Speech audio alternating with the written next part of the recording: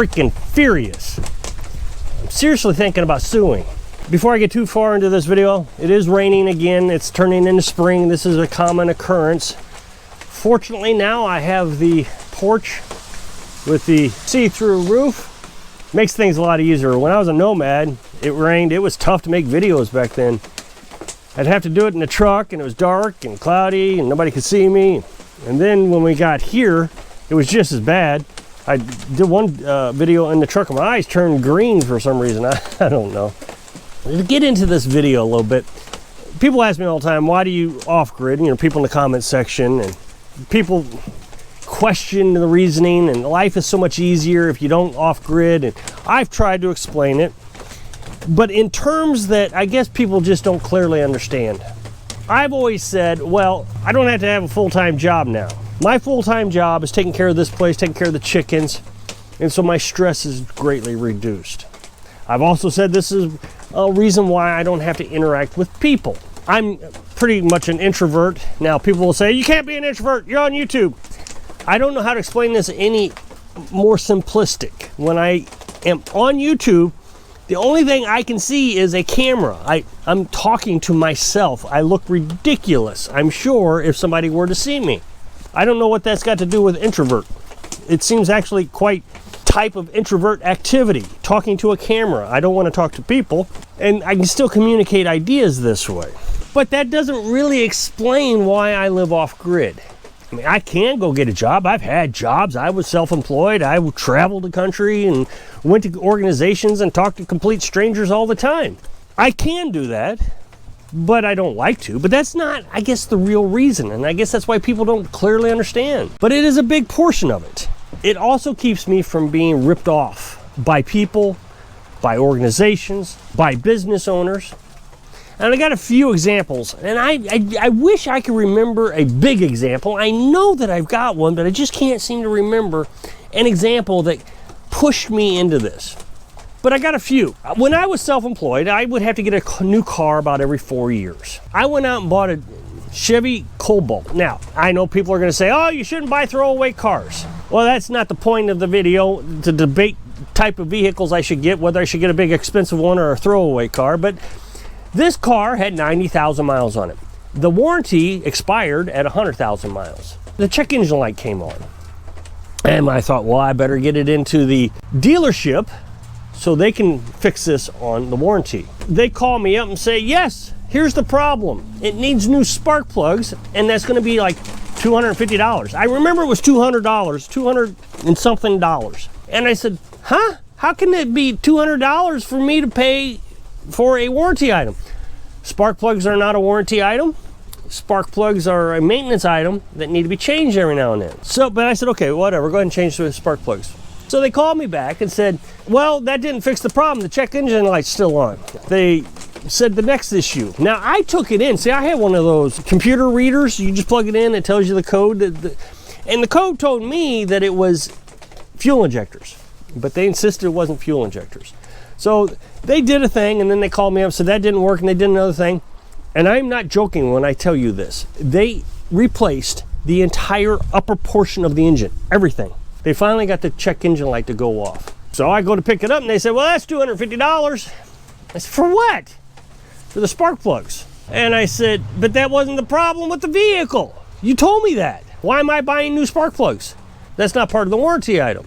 I said, well, then put the old ones back. Well, we don't have them. And I said, well, then I tell you what, when you send me out that little survey that you want me to fill out, I'm going to put poor on everything on it. Either give me the spark plugs for free and I will give you a perfect rating, or you're going to get a poor rating. Well, through all that, they finally said, okay, we'll give you a spark plugs for free. But I felt like big company ripping me off. Now, if you think about this, this is important because I had to work. I needed the vehicle to work. So I'm not off grid. I am working full-time, self-employed, traveling the country, got to have a vehicle, being ripped off by people. Now, one of the things I can't stand is doctors. I don't go to the doctor anymore. I would rather die than go to the doctor. Now, I'll go to the doctor for minor things, broken leg, broken arm. If they have a tool that I need to get something fixed, maybe. But even at that, I'm a little bit leery about going. Dentist, I'm not fearful of dentists. I'm fine with dentists. But dentists have broken teeth every time I've went since I got out of the Navy.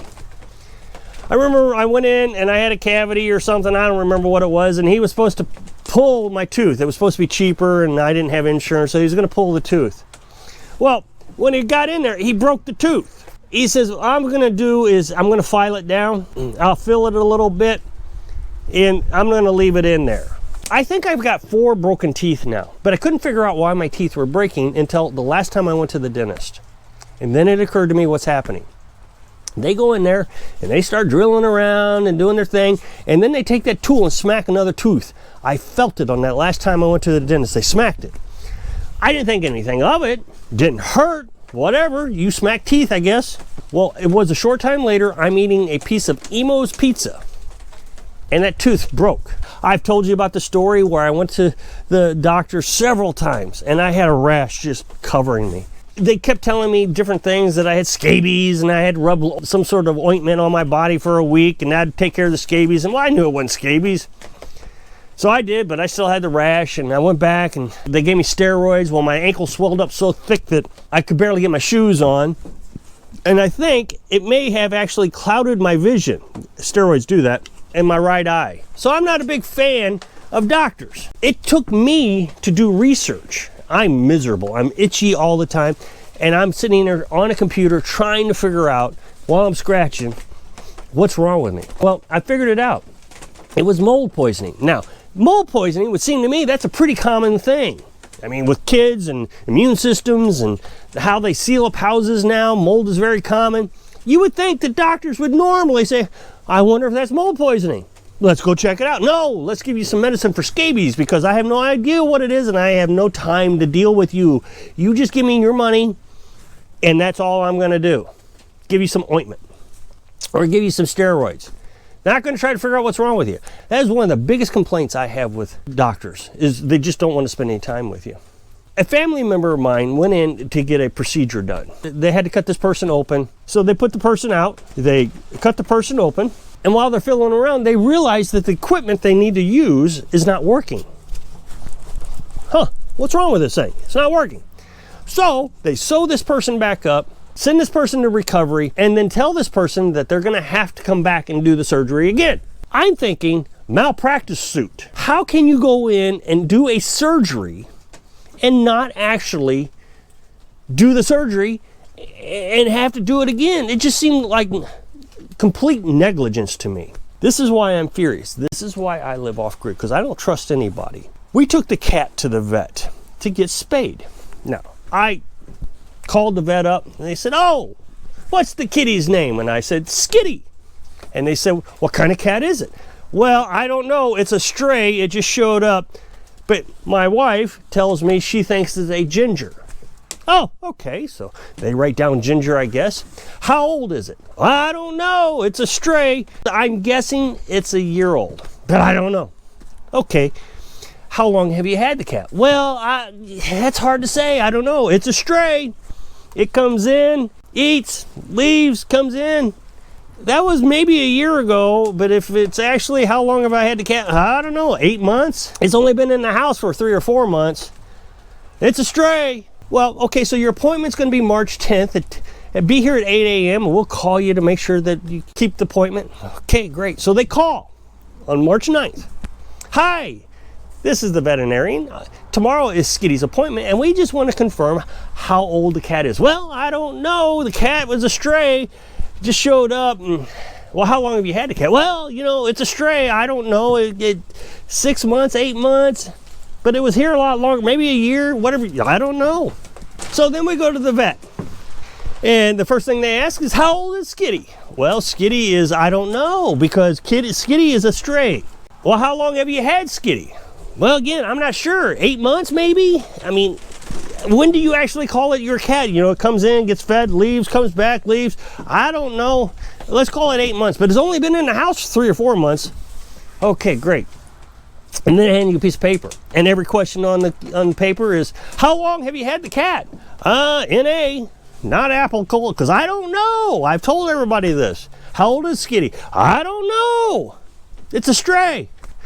Now, something you have to understand about me is I'm very empathetic to animals. I mean, just totally empathetic. They tell me on the phone that I can't feed the cat from midnight on. And so all week leading up to the appointment, I've just been stressed. I mean, I just love this cat to death. Now, I tell you, you give me a human, I'll be like, well, that's your problem. But you give me a cat, the cat does not understand what's going on. So I get up in the morning, I get up an hour early, so because I needed to start the generator because it's going to be raining. And the first thing the cat does is wants to go outside. And I can't let the cat go outside because it might eat or drink something. So I pick the cat up. I'm sorry, Skitty. I'm sorry. And she's okay with that. She lays down on the bed. I pet her for a few minutes. And she goes and walks away and then comes back and then wants to go outside, and I pick her up. Well, finally, she realizes, I haven't had breakfast. Where is my breakfast? I give her breakfast every morning at 5 a.m. Some chicken. You know, we can chicken. And I'm like, Skitty, I can't give you any food. I'm just heartbroken. I'm just completely heartbroken that I can't give the cat food. She doesn't understand why I'm not feeding her. 7 o'clock rolls around. We got to get going. So I pick up the crate and I put her in the crate. No, she doesn't understand. Why am I? Now, she likes sleeping in the crate, but we take the door off so it doesn't get closed on her, and it's underneath the bed. She likes sleeping in there. But I got the door closed, and she's not happy about that. Now, the first time I actually met her, I caught her in the live trap. And when I came outside, she's in the live trap, just meowing away, meow, meow. And I knew all week that's what she was going to do when I put her in the cage. Sure enough, put her in the carrier. She's meowing. We're driving, meowing the whole way, and I'm trying to get my finger in the air, and I'm petting her while I'm driving. I'm just feeling terrible. We get her to the vet, fill out all the paperwork, telling them 1,000 times we don't know anything. Well, then when we're on our way home, we get a call from the vet, and I just panic, like, oh my gosh, they already killed her. And they said, just wanted to know, how old is Skitty? I don't know. You know, I put on the paper, I didn't know. She's a stray, kind of showed up. Well, how long have you had the cat? Again, not really sure. I'm going with maybe 8 months, but she's only been in the house for 3 or 4 months. Prior to that, she just came in and out. So maybe a year, whatever you want to put, I don't know. Noon, the vet calls, not the vet office, the vet himself calls and says, yeah, we did the surgery on your cat, Skitty, and we couldn't find a uterus. What? Yeah, it appears your cat's already been spaded. I'm not upset that I spent the money. Fine. If I have to make an appointment and there's a time slot to get my cat spaded and they need to verify that the cat's been spaded, that's fine. I'll pay the $150, whatever it is, to verify that. But they went ahead and operated on the cat to find out if she'd been spaded or not. Well, I'm kind of questioning this. Why would they do that? Isn't there a way to know if your cat's been spaded or not without actually operating to find out? Today I Googled it, and a vet makes a video. There's a video on Google. It says, the best way to find out if your cat's been spayed or neutered is you take it to the vet, and the vet can shave it, and there's a cut on the cat that will clearly indicate that the cat's been spaded. Why didn't they do that to my cat? This is an example of why I live off grid. I cannot trust people to do things correctly. I pay them to do something and they refuse to do it correctly. So my goal in this video is hopefully show you why I live off grid. Every organization, person, and business that I deal with seems to not understand the basic concept of providing you the service that you are paying for. So instead of me going and paying for things that they completely mess up every time, I'll just do it myself. And they always say, if you want something done right, do it yourself. So if you click this up next box, take you a video where I was talking about the wood stove, doing heat by myself. So I hope I can inspire you. If you want something done right, do it yourself so you can live your dreams. Thanks for watching.